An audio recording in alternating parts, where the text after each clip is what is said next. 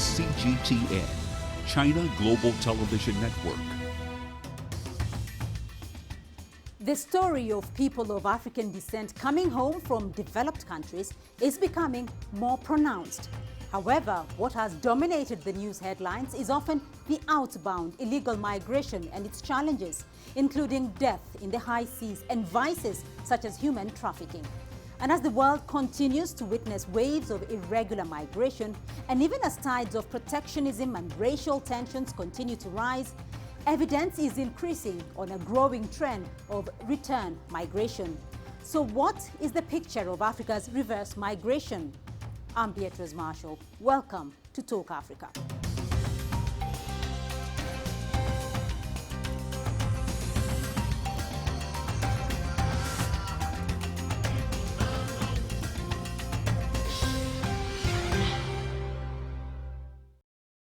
Now, calls for the grand return of Africans back to the continent are not new. Since Africa's early years of independence, leaders such as Ghana's first president, Dr. Kwame Nkrumah, championed for repatriation. And exactly a year ago, Ghana's current president, Nana Akufo-Addo, formally launched 2019 as Ghana's year of return, giving fresh impetus for the African diaspora to relocate to Africa. Well, some are heeding to this decades-long call, as our Ghanaian correspondent Nabil Ahmed Rufai found out. Born in America, Jerry Johnson now calls Ghana home. He moved from Los Angeles in the U.S. to Ghana to settle permanently 15 years ago. It's been very good being in Ghana, being in Africa in general. Anytime a black man is in a black country on a permanent basis, it's a good thing, although there are a lot of people who want to get out of a black country, but that's only because they don't fully understand the potential. Jerry Johnson is a strong believer in the emancipation of black people, a political doctrine pioneered by political activist Marcus Garvey. He embarked on a tour of several West African countries to learn more about his ancestors and teach others about their collective history. Coming here, recognizing that some of the people through the colonization process, I think, have lost the recipe. You know, now the work is how do we get the recipe back? How do we get the knowledge back, the confidence back, the courage back? And the best way to get courage back is to know who you are and what you've done. So Marcus Garvey used to always say, what man has done, man can do. And so, but if you don't know what you've done, then you don't know what you can do. Jerry Johnson says he built this African ancestral wall to educate people about Pan-Africanism. It has 92 portraits of leaders, activists, and scholars from the whole African diaspora. Normal time, they call him the Amazon. Okay. That's the French, you know, from the mythical Amazon female warriors. Johnson uses his ancestral wall to attract tourists and school children for a fee. He says he's seen an upsurge in African-American tourists this year, motivated to make the journey in the year of return. I've heard a lot of pros and cons. You know, some people say, well, it's a PR thing to get, you know, money and tourism money. I say, well, maybe some people see it like that. But I think on balance, it's a good thing, because no matter why people come, or no matter why they were in, whatever the motive was for inviting them, doesn't matter to me as much as the fact that they got here or they're coming here. Because once they come here, then they can see a lot of things for themselves. Johnson has also found love here. He is married to a Ghanaian from the northern part of the country with whom he shares 2 children. His daughter has already expressed an interest in history. This is Apoka Kariane. Apoka Kariane is a far-flung man from the northern part of Ghana. Young Apoka and her brother settled in a place called Bukere. This was the time when Africans were being caught by slavers and sent to work as slaves outside of Africa. For Jerry Johnson, the year of return hasn't just been about attracting tourists, but inspiring a sense of pride in a shared history. He hopes more people will consider coming to resettle in Africa. Having found a home in Ghana, Jerry Johnson says he wants to continue sharing the values of the country's ancestral leaders. He believes this will help raise a generation of culturally conscious people capable of turning the fortunes of Africa around. Nabil Ahmed Rufai, CGTN, Accra, Ghana.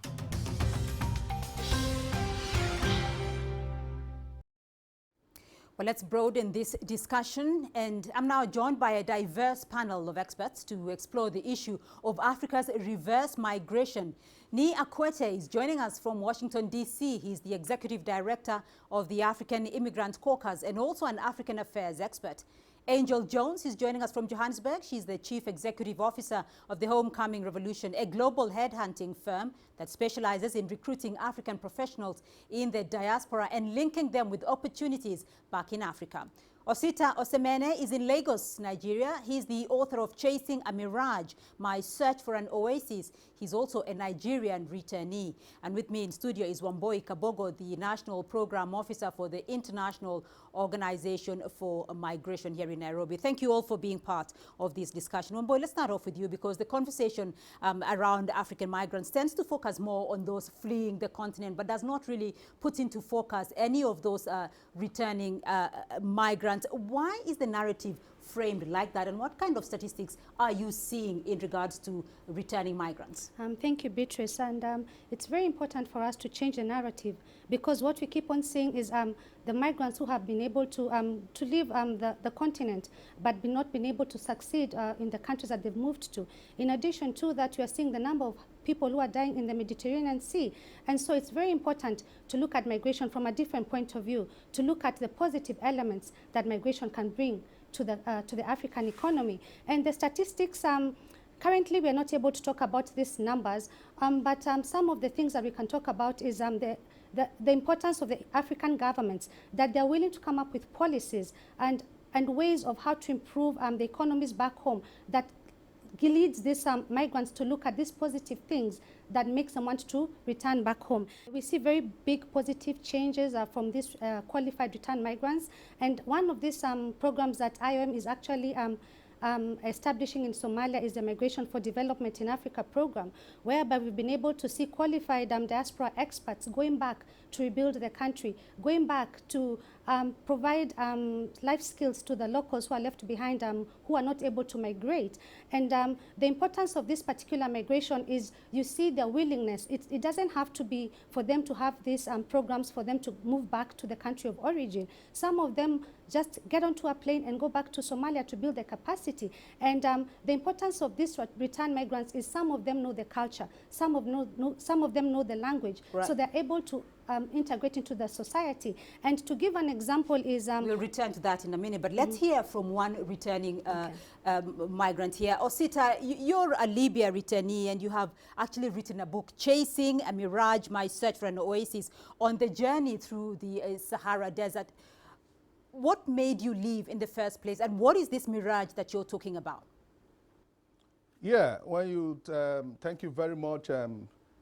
Chasing a Mirage it came up as a result of a horrible experience I actually got when I became frustrated in Nigeria and needed to search for greener pastures. You know, and the experience I got while I was on transit and on my way to Europe was what led to that topic, Chasing a Mirage, because it has to do with pursuing something that you cannot meet up with. It's something you cannot see. You know what a mirage is. You seem to be looking at it as if you're going to get it, but when you get close to the place, you won't get anything. So I observed that the suffering and the challenges while trying to go to Europe through the irregular means was so tough and was so disheartening. You know, there were a lot of tortures, there was a lot of problems that was encountered on the road, detentions, and I saw a lot of people who died and everything. So at the end of the day, on my way coming back, I took a decision that when I come back, I was going to document this and expose the trauma that a lot of African migrants and Nigerian migrants most especially face when they are going in search of greener pastures. That is just a phantom pursuit. It's something that is being pursued and you can never get it right. Lia Kwete, or set a story. This was a phantom pursuit, but there are some who have made it to their destination. Now, you are the executive director of the African Immigrant Caucus in Washington, D.C. What is the experience of African migrants, though, in the United States chasing the American dream? I think, of course, my brother in Nigeria said it's a mirage, and it is a little bit of a mirage. But even when you make it, the thing is that no place is perfect. So you have your struggles. But the point I would like to really push is that those who make it, it shouldn't be about ourselves. It shouldn't be about us making it. Everybody, whether you are in Africa or outside Africa, it should be about serving our mother Africa, about serving other Africans, because even all four of us on this program, on this discussion, we are elites, okay? The average African doesn't have what we have. We should worry about how do we help them. And returning is excellent. It's a positive story you are doing. I really applaud you. But we live now in a world of a globalized world with a lot of technology. You don't even have to return in order to contribute and help your own people. My own example, I've returned 3 times. I'm back in Washington. The second time I returned, I actually lived in Lagos and Abuja. You said you have returned 3 times and you actually lived in Lagos, but you still went back to the United States. Why did you go back to the United States? I went back to the United States because projects that I started, when I left Abuja, I went back to Ghana, started a project on democracy and conflict around the continent, and it was hard to raise enough funds, and I was recruited back to the United States to help run a number of NGOs. And what we do is that we push for policies, because also it's important to understand that where African governments can do better, we lived in a small world where the international community have a lot of influence. And I have to tell you, in my mind, they are dropping the ball. They don't treat Africa well. Again, my brother in Nigeria said, you know, getting to Europe is difficult. And so what we do here in the United States is we try to shape American policy for better treatment of Africa. We don't always succeed, but we try. And we also try to get the United States to push the Europeans, because in many ways, the European Union is a junior partner to the United States. So you can help Africa even from Washington if you focus on what can I do for Africa, what can I do for other Africans, rather than saying I'm part of the elite, I've made it overseas, I've left the mess behind in Africa, and I just want to lead the good life. I don't think we should be thinking like that. Angel, you've heard that experience from Ni Akwete, and he says that he returned to Nigeria and it was difficult to raise the financing. Your organization, though, it specializes in skills matching for Africans in the diaspora. What are you hearing from those that want to return? So interestingly enough, we've done a report, a high-level trends report, looking at West Africans, East Africans, and South Africans. And there are commonalities in terms of the reasons why people return home. Number one reason is friends and family. That idea when you have your children, you want them running barefoot on the lawn at home with grannies and grandpas close by. The second reason is the opportunity to make a difference. And so our work with people internationally, and we mainly focus on people who have studied abroad and who are at professional level in strong careers. Our focus is on telling the stories of people who have returned home, the good bits and the bad bits. And our messaging is very much, don't wait until it gets better, come home and make it better. And we are working with multinationals in the private sector, in fintech, in retail, in FMCG, and they want to really localize their C-suite on the continent. And so we headhunt talent. When we speak to Africans abroad, we have lots of events abroad and a lot of storytelling about the pros and the cons of returning. Right. And when we speak to talent, and if we find that they are maybe haggling too much over the salary about whether they'll return or not, we know that they are not ready to return. So our focus is very much on professionals who really want to come home and make a difference and contribute to their own economy, and that is where we focus our efforts. 3% of the world's population consists of migrants, and studies suggest that with globalization and a more globalized world, there will be more migration back and forth, or or moving. But there is racism, protectionism, xenophobia. Are there benefits, though, of this reverse migration? Talk us through the benefits. Yes, there are very many benefits of migration. The first we can talk about is a skills transfer by the diaspora. An example is that of the Migration for Development in Africa program that I keep on going back to, whereby the Somali diasporas have been able to go back to the country of origin, provided training opportunities for the locals, built capacity, and even some of them have been able to take up key positions within the government. In addition to that, based on the situation of Somalia, they've been able to go back and set up structures, come up with policy programs. And some of these policies are usually used, like an example is that of the Central Bank of Somalia, whereby they've been able to come up with anti-money laundering policies, which are yet to be enacted. So yes, the diaspora, the return migrants contribute a lot. There's a lot of positive things that they can contribute in terms of business opportunities. Coming from the host countries to the countries of origin, they can be able to come up with those interlinkages and for businesses to flow within the different countries. In addition to that, the transfer of culture, where they were living before and when they go back to the country of origin, that can also be used as an example to enrich the culture.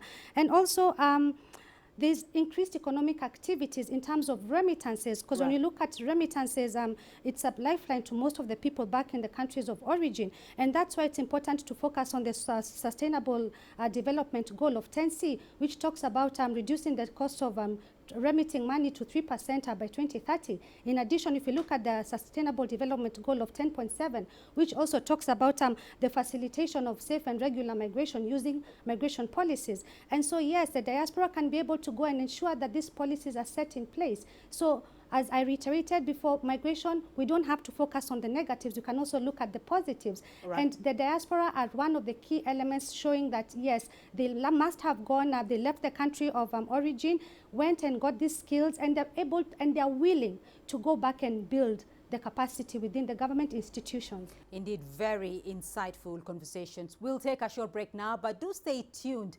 The dialogue on reverse migration continues in a moment.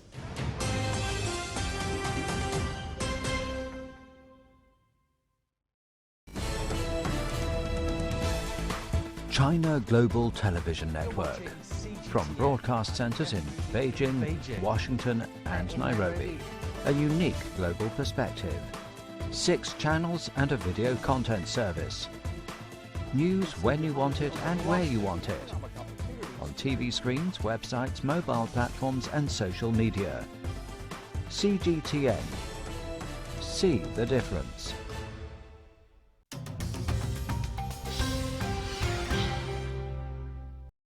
Welcome back to Talk Africa. Now, even as the conversation on moving back to Africa continues to gain momentum, those who have chosen to return often find themselves straddling different worlds, with the process of resettlement being just as challenging as the initial settlement outside the continent.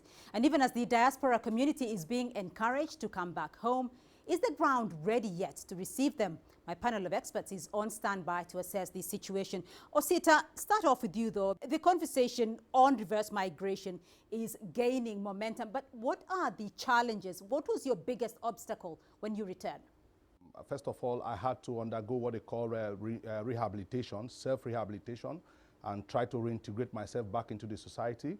I decided to design what I want to do, knowing fully well that Nigeria is not actually too easy for survival. I needed to do some things right, you know, and ensure that with patience I will grow.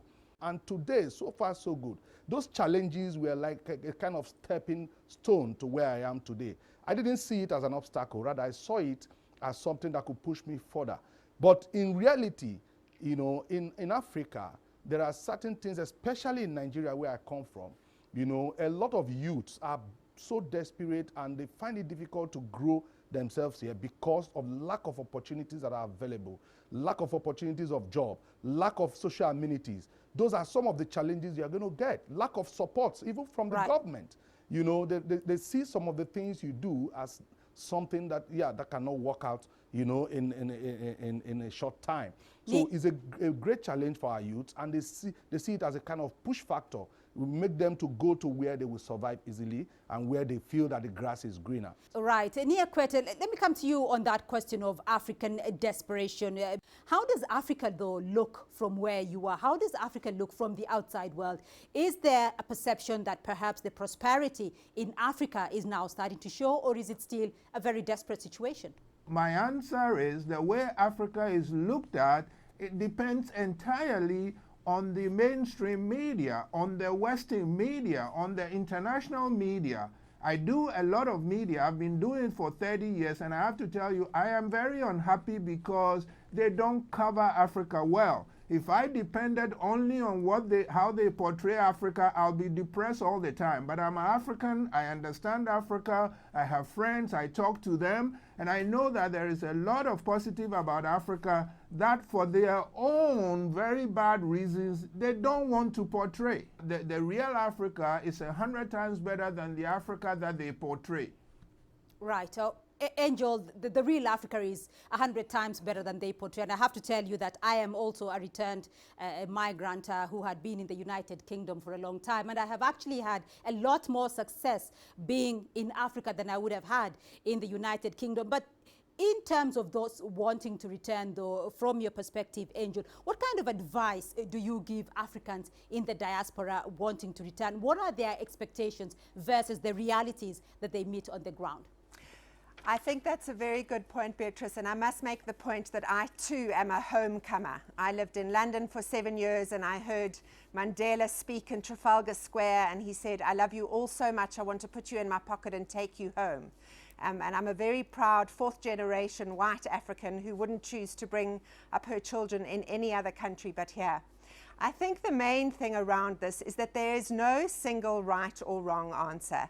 There are some trends of why people come and go, but it is a very personal decision about coming or about returning home. Our messaging very much is follow your heart. It's a trade-off to return, but the trade-off is worth it.